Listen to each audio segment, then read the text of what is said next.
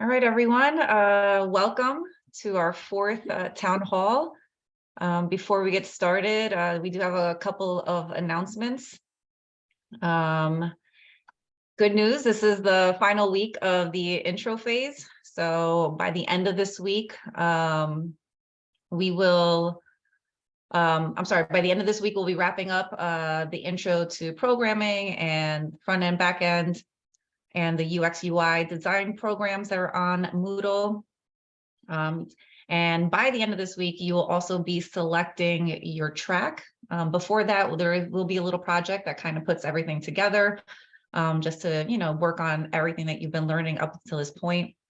And then you're just gonna pick a track at the end. There'll be a survey that's gonna be sent out, just getting some participant reviews on what we've done so far, and then at the end, your track will be chosen.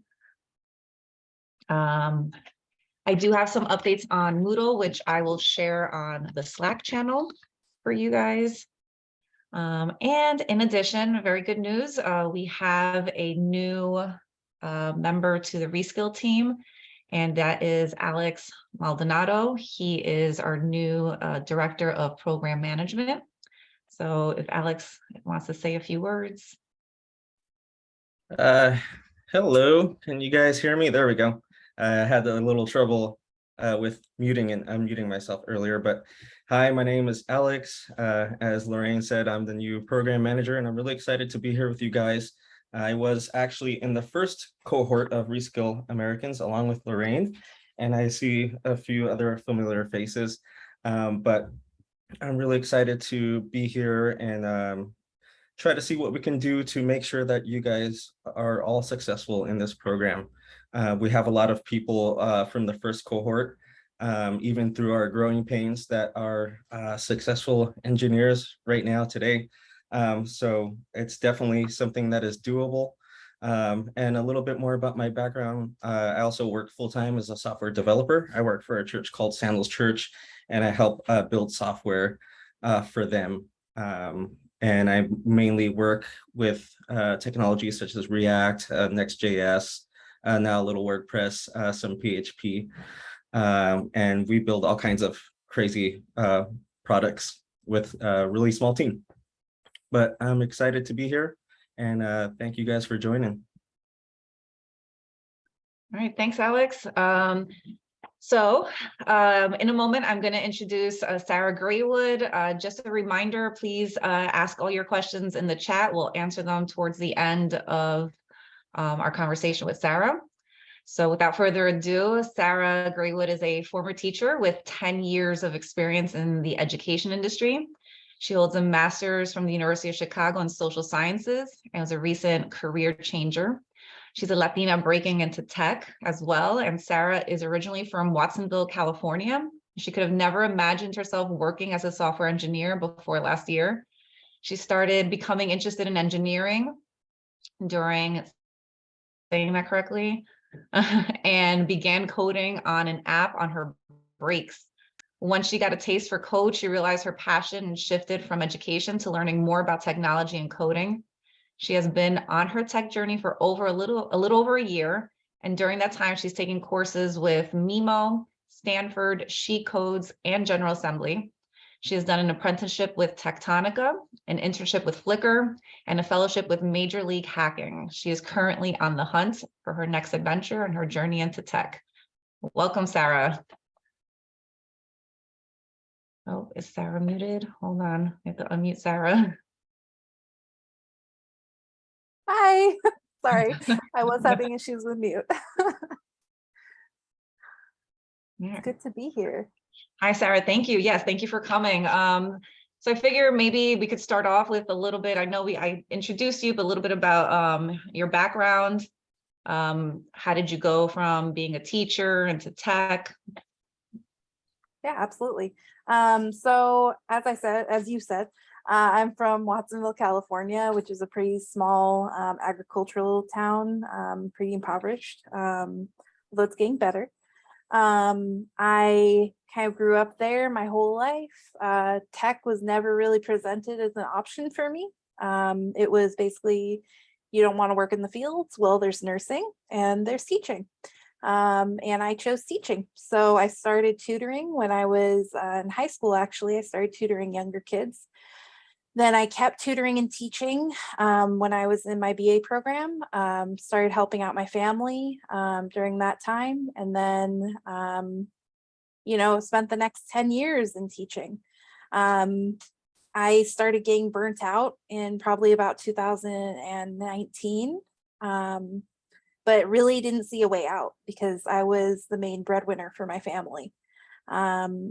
So it got to a point where we went into shelter in place, and I started, seeing that all these things started to be automated. All of these things started to be virtual that were never virtual before. So things like ILP writing, so individualized learning plan writing, things like having parent teacher conferences, things like kids turning in their homework, all of these things that really weren't virtual up until this point now became completely virtual. And I started being interested in, like, why are they virtual? How are these kids turning in their work? How are we able to get the permissions to be able to do this virtually? And I just started to get really interested in tech and interested in the code stack. And I had a single friend who was in software engineering. And I spoke to him and was like, I think that my interest has shifted and I'm really interested in tech. And he was like, okay, well, let's talk about this. Why? What are you planning to do? What part of tech do you want to go into? And I was like, I think I really want to go full in. I want to be a software engineer. He was like, are you sure about that? But I was like, yeah, I think so. This is what I'm interested in. And he was like, you could be like a project manager. You could be a bunch of other things that you already have skills for. And I was like, no, I think I want to learn about software engineering. He was like, okay, let's do this. So he started mentoring me. I started coding on my breaks. And then, I won't tell you my whole story right off, but that's how we got here. So coding on your breaks, like you mean on your breaks at school? Yeah, literally 10, 15-minute breaks between teaching classes. I had like 10 minutes between each class. And I used to bust out my phone and just start coding on this app called Mimo in those little breaks, because they had little tiny lessons that you could do on JavaScript, HTML, and CSS, and then Python.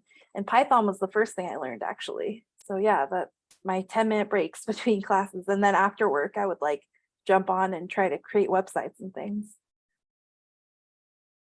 Oh, wow. So yeah, that's very impressive. So you're teaching, and then in your little breaks, you're coding. At what point did you decide, from teaching, like you can't do, both weren't sustainable. So you decided to like just go on in? Yeah, so actually what ended up happening was I had a performance review, and it was really, really harsh. And I couldn't do it anymore. Like it was not good for my mental health to keep trying to do both. So I asked for a leave of absence, was granted, because I was basically like, I can't do this anymore. Like my mental health is just on the floor. And I was granted that leave, and I think I applied like my second week of my leave. I applied to Code in Place with Stanford, which was a free program that they were doing for shelter in place. And I got in. And then from there, I started coding in Python the week after that for 6 weeks. That course was 6 weeks. Oh, wow. So that was pretty quick. So that's good. Yeah. So you said you started, so the basics were you started with coding on your breaks, and then you started creating apps. Is that what you said?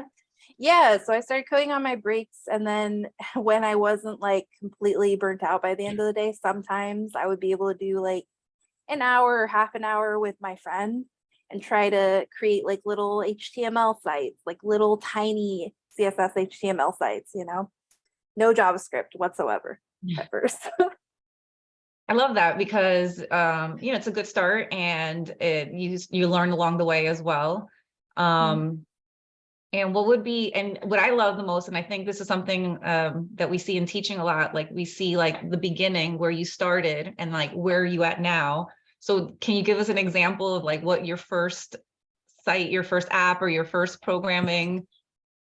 Man, Yeah. my first ever one, and you can actually see this on my Instagram page. my first ever thing that I did was this little tiny, just HTML CSS page that was like hello world, and it had a picture of me. And that was the first ever thing. I think the third or fourth one I did was like this Bad Bunny fan page, because I really like Bad Bunny. So I was working on my Spanish skills and I was working on my CSS skills. I actually made it because I saw this like flashing color CSS effect on someone's Instagram page. And I was like, I want to be able to do that. So I took the page, not realizing that the code was in Bootstrap. I took the code and tried to just convert it to like vanilla CSS. And I ended up eventually getting it working. And yeah, those were kind of some of my first things. Was I just wanted to do things that were fun and that like I wanted to do. Oh, I love that. Yes. And I'm sure we've gone much further now than Yeah. a CSS HTML site, right? Yeah. So you mentioned you had somebody in your neighborhood and Mhm. that kind of mentored you into starting software engineering. So what was your step from there? So from going on a leave to Mhm. then applying, what was it that you said you applied to you were practicing on Mimo, Mhm. doing And stuff on then the I did side. code in place. That's right, code in place.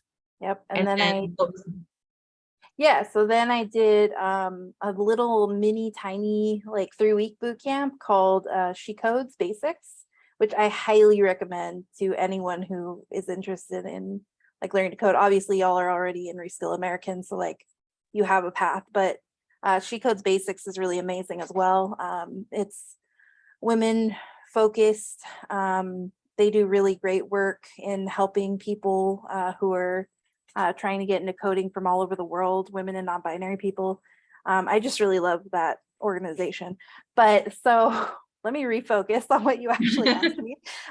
So I did She Codes, and then about a month later, there was a boot camp application that opened up for a program called Tectonica. And the person who was helping mentor me, who's actually someone I've known since like 3rd grade, we literally lived down the street from each other. I just happened to get lucky that he was in software engineering. But so he was like, he had worked as a mentor for them before. And he was like, I think you should try to get into this program. And I was like, I don't know. I don't know if I'm ready. I don't know if I should do this. And he was like, well, look, they have JavaScript, like little tutoring nights once a week on Tuesdays. You should go to them and see where you're at and if you feel like you can do this, and then we'll work together getting your application together and getting it ready. You know, do you want to try this? And I was like, well, I don't know what else to do, so I will try. And I tried, and I actually ended up having to go back to teaching because my leave ended. So I had to go back to teaching for about a month and a half while I waited for them to make their decision. And then thankfully they decided to let me in and I got in. oh, Yeah. that's great. Now Tectonica is a boot camp. So give us your experience, boot camp experience. Oh gosh. You want me to get into the nitty gritty of that? My boot camp experience was hard. Very, very hard.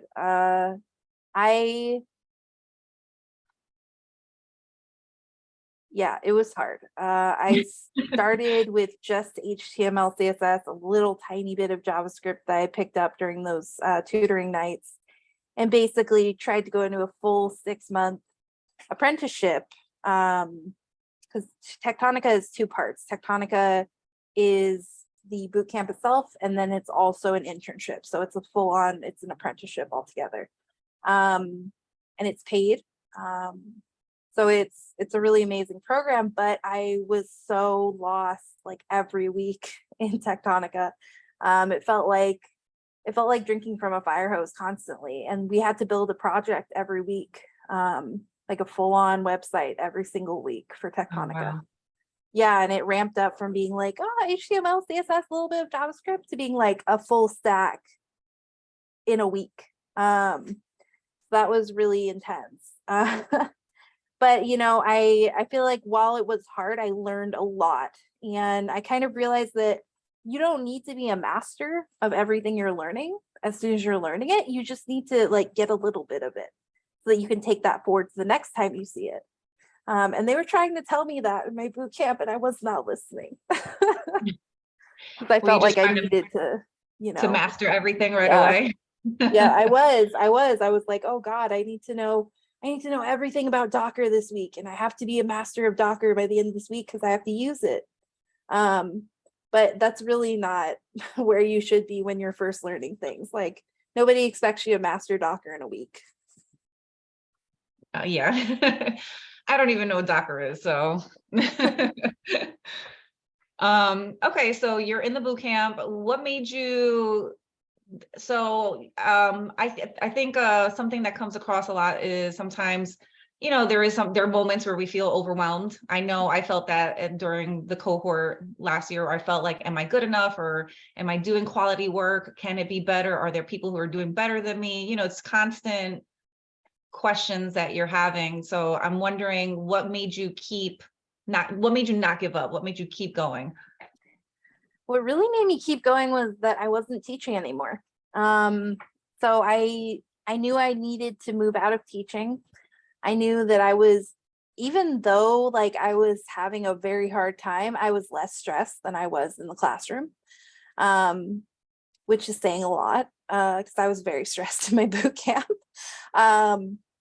What kept me going was really like the understanding that tech was going to provide opportunities for me, for my family, and for my community, because I kind of see everything that I do as an opportunity for my family and my community as well. So like realizing that like not only did I have the like hopes and the like needs of multiple people with me, but I also really wanted to be able to do that for people. And I realized that like we don't have a lot of that skill set where I'm from. And I wanted to be able to go back and give back. So kind of realizing that like while it was just me in the boot camp and just me stressing out and just me doing all these things, it was a lot more than just me that was moving forward with this.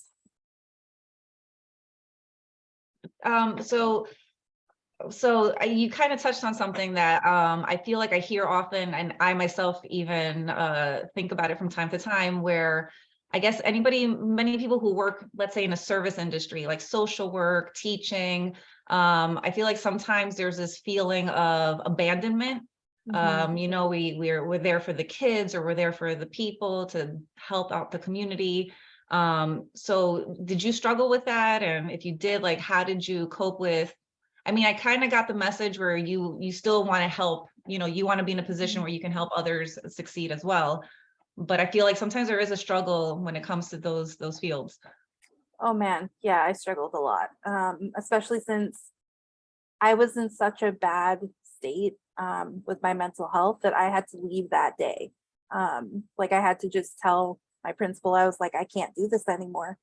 Like if you ever want me back in the classroom, I need time to figure out what I'm doing with my life. And I didn't have a chance. It's weird because usually I teach high school social sciences, but for my last year, I was actually roped into doing first grade STEM. Yeah, which was really hard. Teacher to teacher, you know, that's like not an easy transition.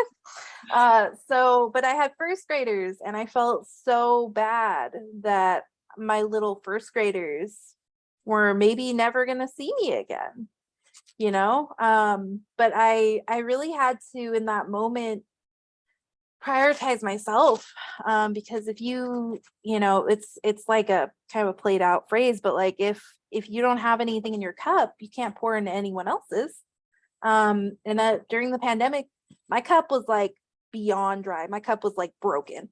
So I decided, like, if I ever want to be able to come back and use these skills for anyone, I need to figure out what I'm doing and take some time for myself at the very least. Yeah. And when, like you said, when your cup is empty, no matter how much good you want to do, it's not happening. Yeah. What was your biggest challenge you know, besides the feeling of like maybe, you know, your first graders not seeing you again? What would be your biggest challenge, would you say, from going from, like, let's say teaching or from any profession to then going into software development or just the field in tech? Yeah, I mean, I think the biggest challenge has been for me kind of the instability of it. Because unless you're like immediately going from your boot camp into a full-time job, and like if you're doing that, awesome. Like I'm really happy for you, but that's not been my experience, unfortunately.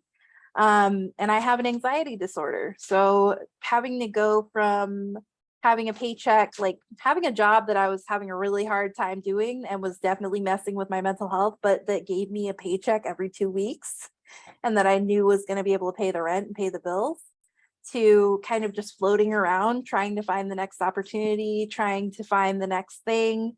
That's been kind of the hardest thing for me, is just that instability. But I've been kind of able to cope with it because I know that what's coming eventually is a greater stability than I ever had. Right. Mhm. You know, and it's great to hear that because we mentioned it a couple times in other town halls, but sometimes you know, we see these videos or these TikToks, or it's like, hey, make 6 figures in 3 months, and you know, it's good to hear the reality that it's, you know, for some people they do get a nice full-time job afterwards, but for some of us we have to keep on going until we get to where we need to get. But I love the message at the end where it's like, you know, you're going to land somewhere that's eventually going to be way better than where you were before. Yeah. Yeah. And even with like all of that instability and stress, like I'm still not as stressed as I was teaching. So, you know, like even with everything going on, like I still don't have as much stress as I had in my former profession. Yeah. Mhm. So we talked about some of the challenges. Give us some of the perks of it being in tech. Oh man, there's so many perks of being in tech. I have so much more time for my family than I ever had. When I was working, even in my internship, my father had to have surgery on his hip. And if I had asked for that time off, because it was a pretty quick turnaround for his surgery, it was like a week and a half, and they had the surgery date ready to go. And if I had given a week and a half notice in teaching, they would have had me prepare sub plans. I may or may not have been able to get anyone to cover my classroom. They may have just outright denied it. Whereas in tech, I told them like 4 days ahead of time because I was so nervous about asking. I told them like 4 days ahead of time, and I was like, hey, can I maybe just take like a couple hours? I'll bring my computer and I'll work from the hospital and it'll be fine. I'll get everything done, but I need to work from the hospital. And my manager was like, you're not working from the hospital. Just leave your computer at home. And I was like, okay, are you sure? And he was like, yeah. Why would you take your computer to the hospital? That's weird. You should be with your dad and your mom. And I was like, okay, well, I guess I'll do that. And then it ended up being a complicated surgery, and I needed 2 more days off where I had to support my mom and drive with her and everything.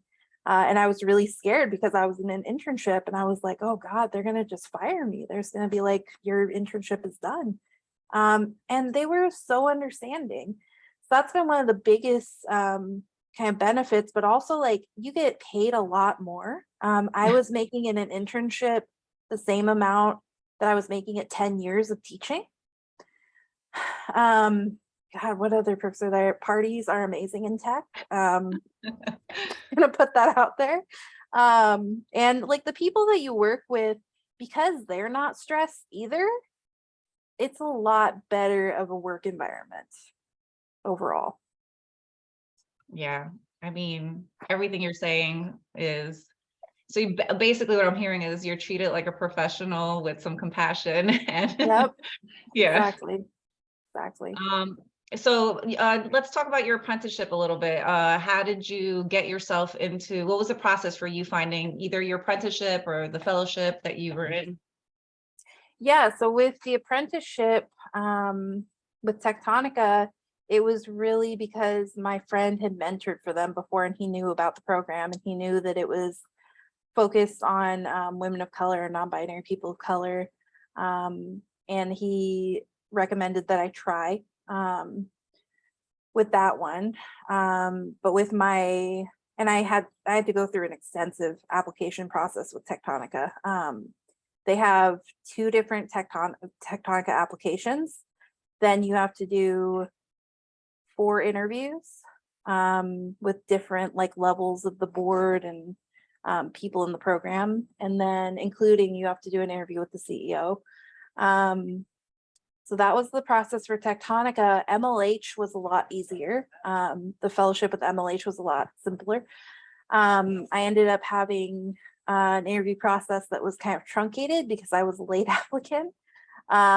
So they did both of my interview pieces together. And with MLH, they basically have you choose a project that you've worked on previously that shows kind of the depth of your skills.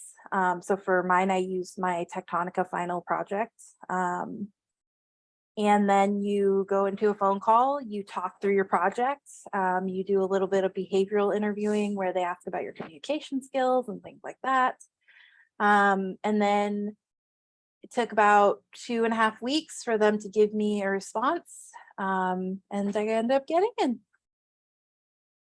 Very good. We do have someone asking if you could speak a little bit more on your time at MLH.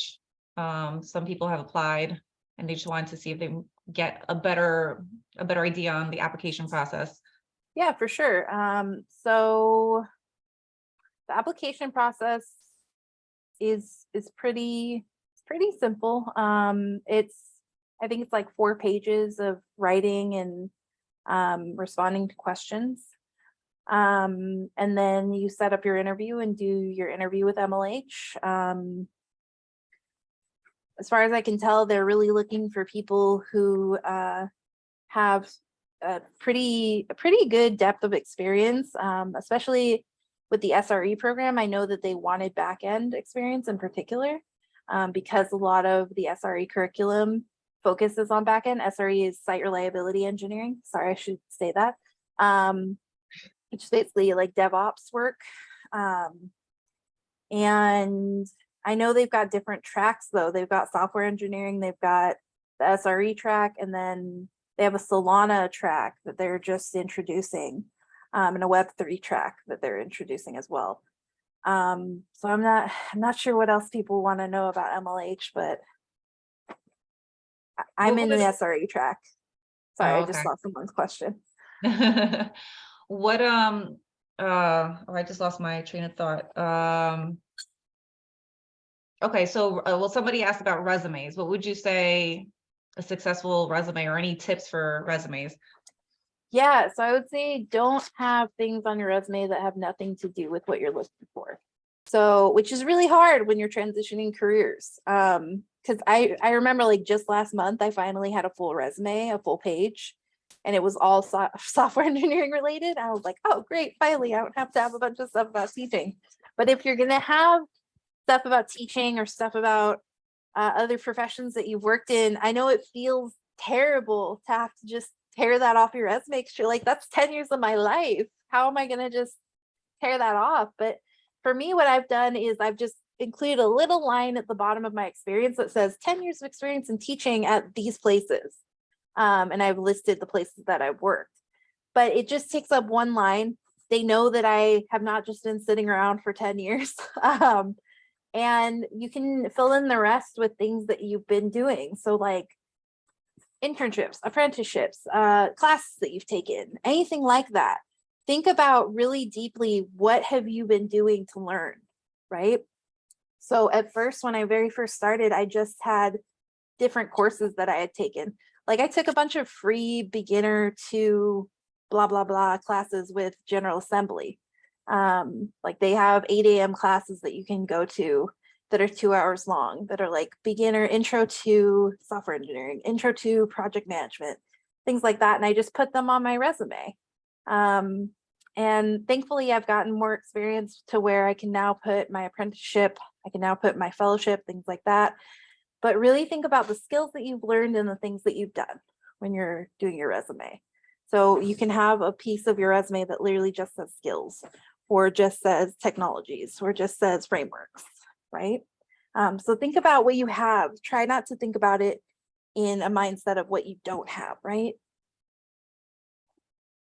Very good. So, okay, so thank you for that. And What was your search process like for apprenticeships or jobs in general? Do you just go to LinkedIn and hit apply? Do you go to Indeed? What's your process? Yeah, so LinkedIn has been a really good resource, but not necessarily for just applications. I think a lot of the things that I've gotten the opportunity to engage with and do are because I have a strong network. I would say that's the number one most important thing that you need being in tech is a network, which is, again, it's hard to get when you don't have it, but you're taking steps right now. All of you are taking steps right now. Being in this program, you have a network right now. You've got, how many people are in this call? 107 people who are going to be your network. So kind of how I've learned about a lot of these opportunities is through my network. So I learned about Tectonica through my mentor. I learned about MLH through the CEO of Tectonica. Like I had never heard of MLH before I finished Tectonica, and my CEO was like, hey, I know, because Flickr was supposed to hire me at the end of my internship, but they had a hiring freeze. Yeah, so unfortunate, because I was on track to be hired, and then they had a hiring freeze. So my CEO at Tectonica was like, hey, apply for this thing because in a month you're not going to have a job. I was like, yeah, I know, it's terrifying. And she was like, yeah, so apply for this and try and get this opportunity. So that was kind of how I found about that one. And yeah, it's really been network based for me. Yeah, I hear that a lot. Networking and just chatting with people on LinkedIn and just expanding how many people you know and commenting on posts. Yeah, the other thing I would say is, because I can't believe I didn't think about this, but a lot of my network has also come from nonprofits. So getting involved in things like Out in Tech, Latinas in Tech, Techeria, different nonprofits that work in the tech space. They have conferences, they have get-togethers, they have everything where you can meet people. And I've actually gotten opportunities to talk to people because of those connections that I've made in these nonprofits. Yeah, so networking is what Mhm. sounds like the key to everything. Yep. Really, so kind of a little backtrack right now with going back to teaching. What skills would you say, because I know you said on your resume you kind of just didn't, that you've been working 10 years as a teacher, but you didn't actually list any skills. But what skills do any of your skills from teaching transfer over in the tech world, and what strengths have you gotten because of teaching and being in tech that maybe somebody who just was a tech person may not have? Anything like that? Oh, for sure. Absolutely. There are a huge amount of transferable skills. A lot of people call them soft skills, but I think of them as essential skills, actually. Sorry, I have a dog in my neighborhood who likes to bark.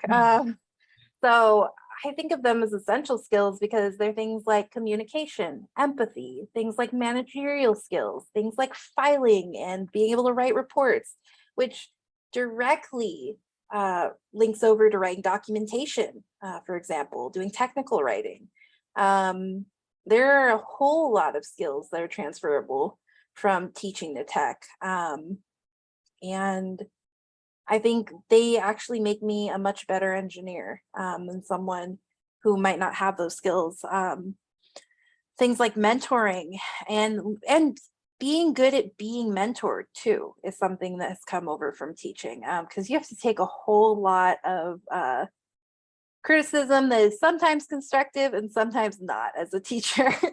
And learning how to deal with that and being able to roll with the punches with that is something that's been a huge help in tech, especially at those times when you do feel unsure of yourself and you are feeling down and things like that. Like really learning how to take critical feedback and keep moving. That's great. Yeah, I think the key is, no matter what field you're in, there's always something that can be transferred over. And I think some of us, I know for myself as an example, you know, I like to compare myself to, I don't know, Bill Gates or something. And I'm like, I don't have these skills. I'll never be, you know, but I think we sometimes talk ourselves out of being successful, or maybe taking a little longer to follow our path because we might stop along the way. So it's good, it's a good thing to hear that, our skills, no matter what they are, can transfer over into other fields. And so I'm sure you've heard about imposter syndrome. Is that something that you dealt with? And, I think so many of us, and I remember telling myself like a decade ago, hey, you're too old. And now I'm like 10 years later and I'm like, oh God, maybe I'm over it now. And I just feel like it's a constant thing that may not necessarily go away. We just kind of learn to deal with it or just ignore it a little. Yeah, imposter syndrome and I are we're close. It doesn't go away, because I had the same feelings of imposter syndrome when I was doing my my MA at the University of Chicago. Like, it doesn't matter what you're doing, it's just there. And you kind of just have to deal with it and realize what really helps me a lot of the time is that I realize that most white men who have like half of my experience don't feel this way when they're going into job interviews and going in to get like different opportunities. And that really pisses me off as Latina. I'm like, okay, well, why don't you feel this way? And it actually helps me to be like, well, I'm just gonna have the confidence of a mediocre white man and go into this and just, it's gonna happen for me. If it can happen for this dude, why can't it happen for me? Yeah. So kind of leaning into that with imposter syndrome and maybe nerves, and you did mention you maybe suffer from anxiety. How did you cope with like interviews or the tech questions on in interviews or any of that? Yeah, that's hard. That's been very hard for me. I actually just this last week had my first successful mock interview. And I was very proud of myself because it was my first SRE interview. But I had such a hard time when I started doing mock interviews. I would literally cry after every interview that I had. And it took me a long time to realize that, like, I'm judging myself so much more harshly than my interviewer is. Often my interviewers would just be like, it's okay, you're okay, like, you can do this. Like, break character from being the mean interviewer to be like, please, I want to help you. But I've eventually gotten to the point now where I'm like, they just want to know what is going on in my head. And what's going on in my head is awesome. Like, I am a good engineer.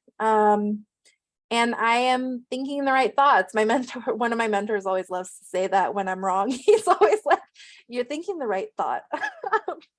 But I always think, they just want to know if they can work with you. They just want to know if you're going to be a pleasant person to work with. And I think I am a pleasant person to work with.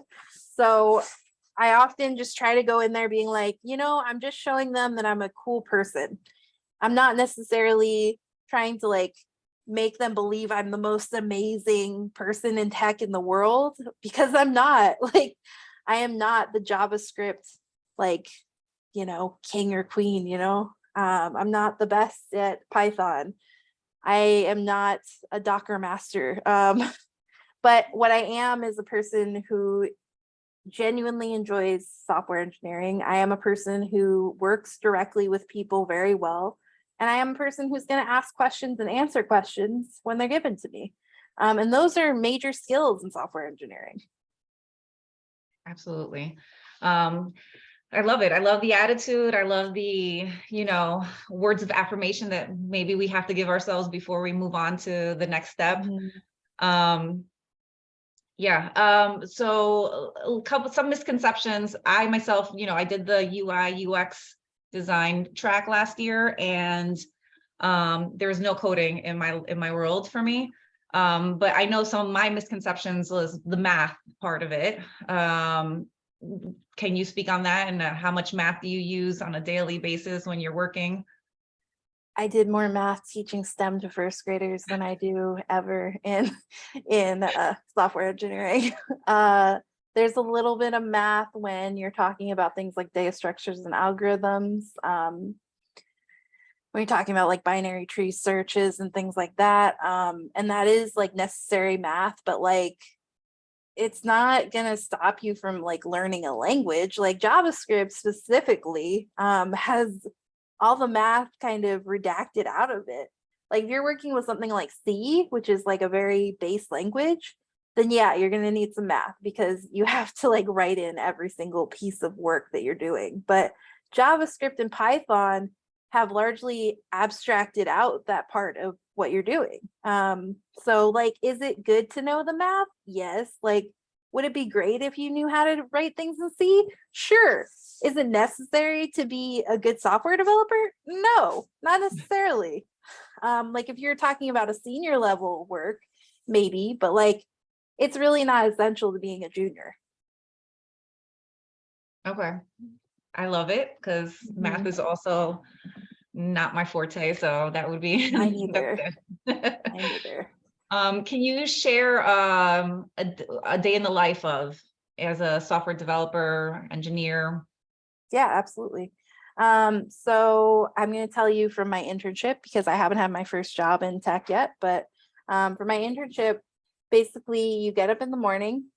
Usually meetings are at like 9 or 10. You're doing stand-ups, which is like your meeting where you're talking about what you want to accomplish during the day, what you accomplished yesterday, and any blockers that you have that you need help with. Usually I have those at 9 or 10 in the morning. Then you usually have some focus time until your lunch break. Sorry, give me just 1 second. So yes, so you're basically focus time where you can code and focus on your tasks for the day from like 9 or 10 in the morning until noon. And you really don't want to go past 3 or 4 hours of coding in one sitting because it's a lot. And then usually your lunch break, depending on how much you have to do that day, depending on how stacked your schedule is, you'll have a lunch break that's either half an hour or an hour. I just want to put in a plug there that is very important to take your lunch breaks because it's going to be real hard to keep going. I've really learned that's one of my like little granules of wisdom. Take your lunch breaks. So I do work 100% remote in that role. I then come back to work after my lunch, and usually a lot of meetings are held in the afternoons. So either you'll get focus time or you'll get meeting time. It just kind of depends on what your day looks like.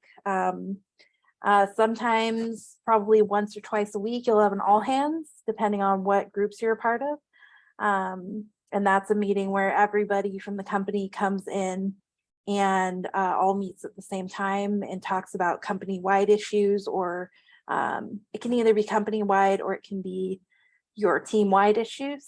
And that happens usually once a week. And yeah, that's mostly what it looks like. And then at the end of the day, I usually end the day 5 or 6 p.m. depending on when I started the day. And then I have dinner with my family and I watch a movie and I hang out. And that's what it looks like. I love that. I love the prospect of once the job is over, it's over, and then you have Yes. you time, where in some professions like teaching, I feel like it's never off. You know, you have to either grade or plan, or Yeah, you I know. would easily work like 70-hour weeks when I was teaching first grade. Especially because I was trying to learn. I was literally doing the lessons and learning the lessons the week before I had to teach them all that year. So yeah, it's nice because also when you have less to do, like when you finish a task, it is done until someone gives you something new. And during that time, you can pick up other things, but a lot of the time you can also take care of yourself and go get some coffee. And it's not a big deal. Nobody's like, don't do that in the middle of the day. Like my manager used to put like going to get groceries at like 11 a.m. on his Slack thing. And I would be like, don't tell them, like, what are you doing? Like, Was that like a was, shock to you that, you oh know, yeah. Oh yeah. 'cause I was like, don't tell them. Like, don't tell people that you're going to get groceries or like going to pick up your stuff from the pharmacy. Like I was like gasping. That was such a shock to me because I was like, what do you mean you can go get groceries at 11 a.m.? Like what do you mean? You mean you don't have to just sit in front of your desk for 12 hours a day? and just have meetings and like that nobody's saying anything in. Yeah. It was definitely a shock to me that you could actually have this thing. Sorry, there is something coming in at my door. But yes, so yeah, that was a big shock to me. Big shock to me. And I almost felt like bad the first time I went and got coffee for myself with my husband. I was like, oh God, what if they find out and they decide to fire me? I was so afraid of being fired all the time at my internship, and nobody ever said anything. Nobody was ever upset with me. Oh my gosh. So just to answer some participant questions, someone said that they understand that math isn't necessarily essential, but they've heard that it helps emphasize critical thinking aspect. So any suggestions on how to strengthen your critical thinking abilities with not having math part of it? I mean, I think critical thinking definitely doesn't have to do with math necessarily. I think for me, a lot of that came from doing essays and doing writing and having to do political science work. For me, a lot of it came from like having to, this sounds so like simplistic, but like to have to think critically about, especially for me, a lot of it came from doing political work and having to like suss out what's true, what's not, which is something we all have to do on a day-to-day basis in this country. Is like we all right now, especially like voting is tomorrow. You know, like don't make light of your skills as a person. Like you have to do these skills every day. Like you have to think critically. Am I going to do this? Am I going to do that? How am I going to accomplish this task? You have critical thinking skills already. You Absolutely. don't have to have like a math background to be able to do this. Right, absolutely. Just thinking a step or two ahead and making a decision is critical Exactly. thinking. Yep. Exactly. How long was your apprenticeship at Tectonica, and how long is your fellowship? Yeah, so my apprenticeship with Tectonica was 6 months, followed by a 6-month internship with Flickr. And then my MLH fellowship, Major League Hacking fellowship, is 3 months long. Okay. Mhm. All right, let's see what other questions we have. Let's see. Everyone's very you're reassuring so many people.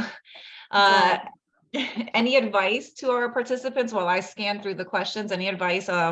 So just to give you a little background on our boot camp, we are in the intro phase where we just introduce a little bit of everything. So even if you know you want to do UX design, we're still doing a little intro to programming and vice versa. Next week, our participants get to choose the track that they're going to focus on. And then we do that for the next 20 weeks. And then the last section, which is another 4 weeks, would be project team-based work that they'll be doing. So will it get a little tough at times? Yes, but I know we can all get through it. And I love the fact that we talked about our little voices that maybe stop us. So any advice, motivation for our participants? Yeah, for sure. I think because I'm actually mentoring someone who just got into a boot camp. So what I tell her every week when we meet is that it doesn't have to be perfect. Done is better than perfect. So even if something is not great, it's not the best thing you've ever done, get it in, get it finished. Because that's going to stand you in good stead in programming. That's going to stand you in good stead in life, really. So that, and then also like, sometimes it doesn't need to be great. It just needs to get done and you just need to keep moving. So keep in mind that this is a limited time affair. Like you're just doing this for how long is y'all's program? 7 months? 7 months, yeah. So this is 7 months of your life, right? So it's not forever. And 7 months later, if you don't do this, you'll be 7 months older. This is what my mom always tells me when I'm trying to make a decision on whether to do something. She's like, how old will you be in a year? And I'm like, I'll be 32. And she's like, and how old will you be in a year if you don't do this program? I'm like, I'll be 32. And she's always like, well, wouldn't you rather be 32 with a degree, or wouldn't you rather be 32 finishing this program than just being 32 and sitting around and doing nothing? I'm always like, yeah, that makes a lot of sense. So take my mother's advice and don't be a year older and not have finished something. You want to really finish what you start. Absolutely. I love it. Some questions about LinkedIn again. Any suggestions on how to build a strong tech network? I know eventually, at least what we did in the last cohort here, we created like an Excel sheet, and everybody who wanted to be part of the networking, I know we did that, and people were able to join each other's LinkedIn pages. But any advice outside of maybe our own participants on how to network with the tech community?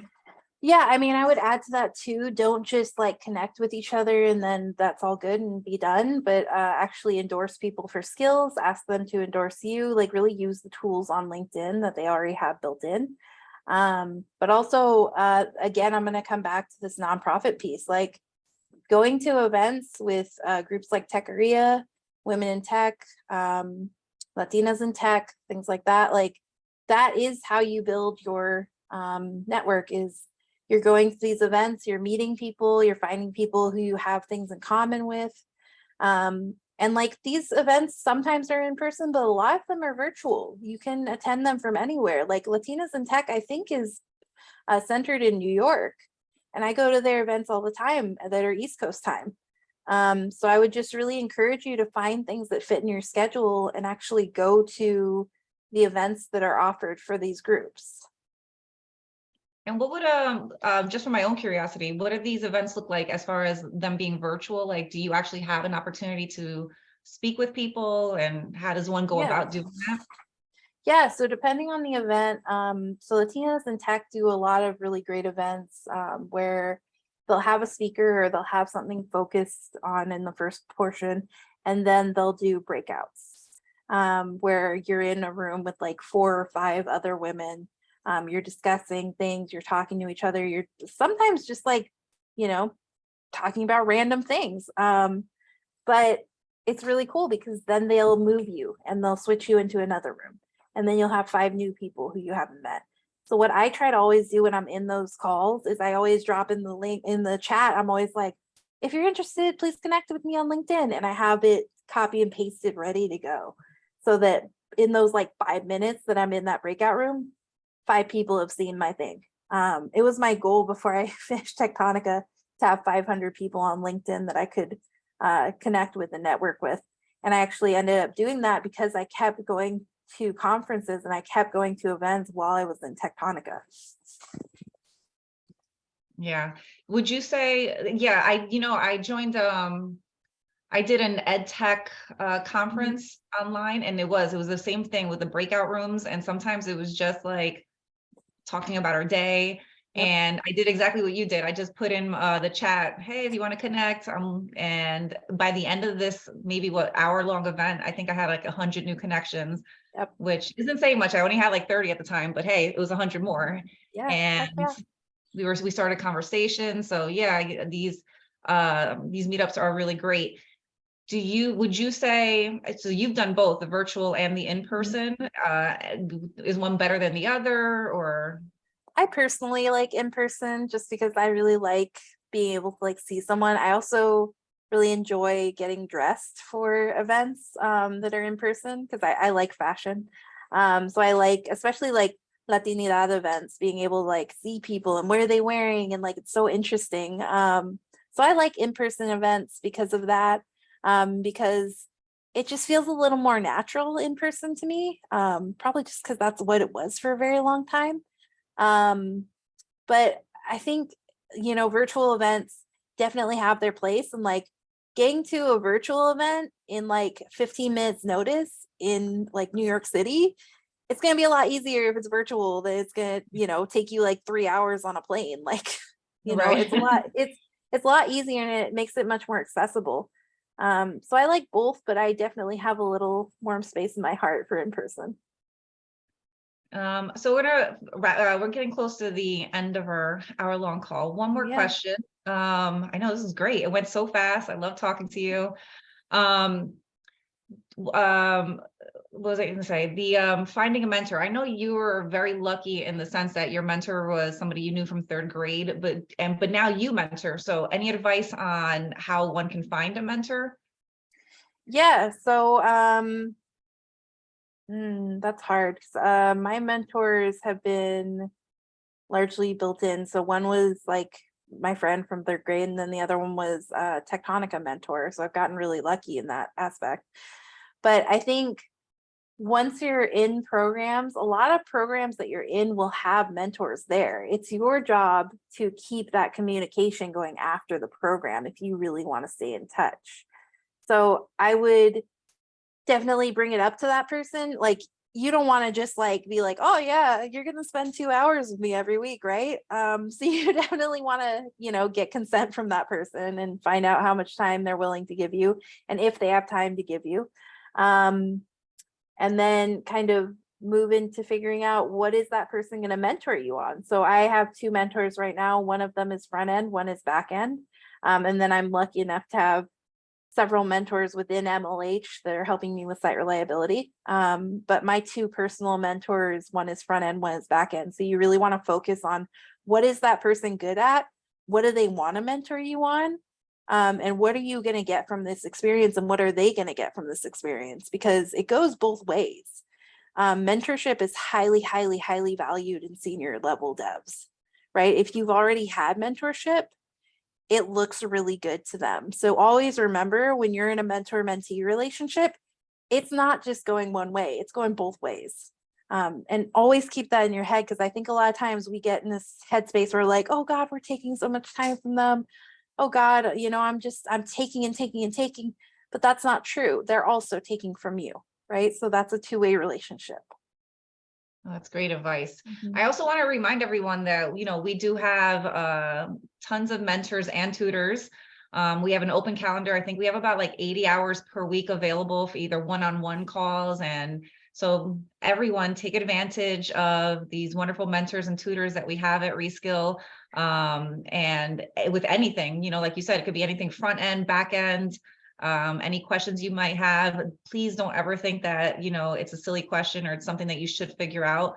I think one thing I've learned personally, and maybe you can speak on this briefly before we say goodbye, but sometimes I would feel like I need to figure it out myself. So it looks like I know what I'm doing or that I know how to, but then I end up spending so much more time when I could have just tried a little bit and then asked for help. So Oh yeah. Yeah. Yeah, I never don't ask for help. That sounds silly, but you should always be asking for help when you're blocked on something, because first of all, it's really frustrating to mentors and to your managers when you have been working on something for like 4 hours and you haven't talked to anyone about it, because you're wasting company money when you're doing that, right? In a real software engineering job or in an internship, you are wasting company money by spending 4 hours trying to figure something out. And it's really hard. I mean, especially coming from my point of view, especially as a woman, especially as a Latina, you're told for a long time that like you have to fake it till you make it. Like you have to just pretend that you've got this together until you can get it together. And that's really not the case in tech. You need to like tell the truth until you can make it, because it's, people want to help you more than you think that they do, and it's not going to help anyone for you to just sit there, beating yourself up for 4 hours not knowing what you're doing. So the faster you can reach out for help, the better. Sarah, I really appreciate you. I appreciate your advice, the realness and your message. Always listen to mom and don't put yourself down. Thank you so much. I'm going to reach out to you so you get a list of some of the meetups that you have and get all that information. I can share it with our participants. But thank you again. Thank you so much for everything. And it was so lovely chatting with you. Awesome. I've also put my LinkedIn in the chat, so anyone who wants to link up with me and ask me questions, feel free to do that. I know there were a lot of questions we probably didn't get to. So feel free And to. I'll put all your socials up, Instagram, so you can get followed everywhere, and all Awesome. the information you shared with us on the Slack channel. Thank you so much, Yeah. Sarah. Thank you so much. All right. I've Good really evening, enjoyed everybody. today. Oh, thank right. you. Bye, y'all. Bye-bye.